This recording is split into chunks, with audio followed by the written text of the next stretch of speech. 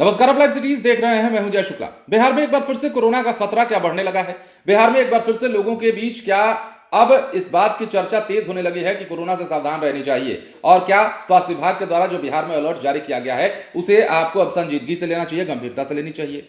ये तमाम सवाल इसलिए उठने लगे हैं क्योंकि बिहार में कोरोना का खतरा वाकई बढ़ने लगा है, और इसके संकेत तब मिले जब राजधानी पटना में हाल ही में मिले 2 कोरोना पॉजिटिव के बाद एक और बच्ची जो है रोहतास जिले में कोरोना संक्रमित पाई गई है। और इस बच्ची की उम्र जानते हैं क्या है?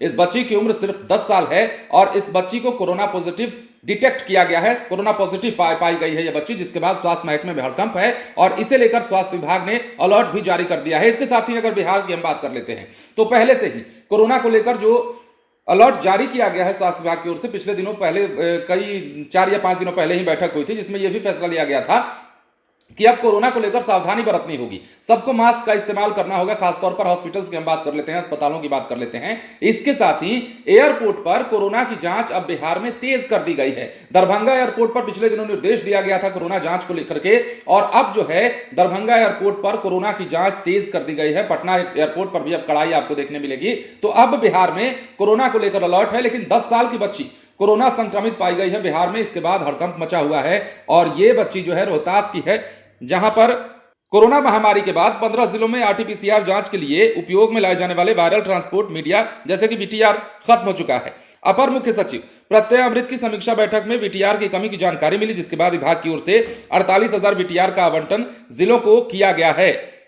बिहार में कोरोना का जो नया मामला मिला है, स्वास्थ्य विभाग के अनुसार रोहतास में एक 10 वर्षीय बच्ची को बुखार और खांसी की शिकायत हुई। एक निजी मेडिकल कॉलेज में जब उसकी जांच कराई गई तो वो कोरोना संक्रमित पाई गई है।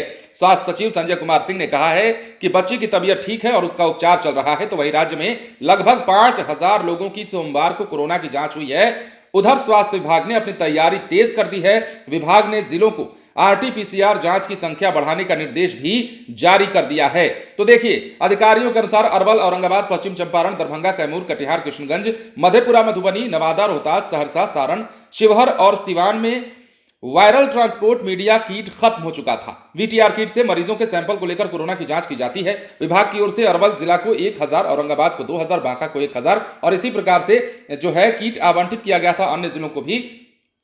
अब कोरोना की जांच को तेज करने का निर्देश दिया गया है। जितने भी अस्पताल हैं जिनके पास मान लीजिए कोई संसाधन था और वो खराब हो चुका है, या जिनके पास संसाधन नहीं था, उसे अवेलेबल कराया जा रहा है ताकि अस्पतालों की स्थिति सुदृढ़ रहे।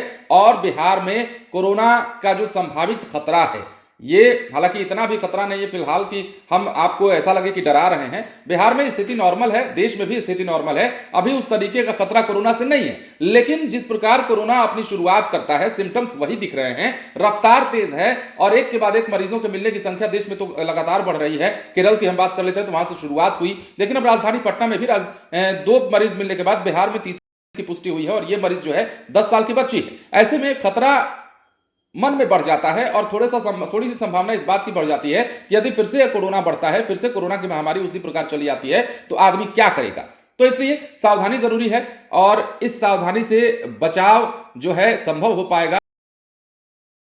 सावधानी है, यह बार बार सरकार की ओर से भी, जिला प्रशासन की ओर से भी कहा जाता रहा है। बने रहे लाइव स्टीज के साथ। धन्यवाद।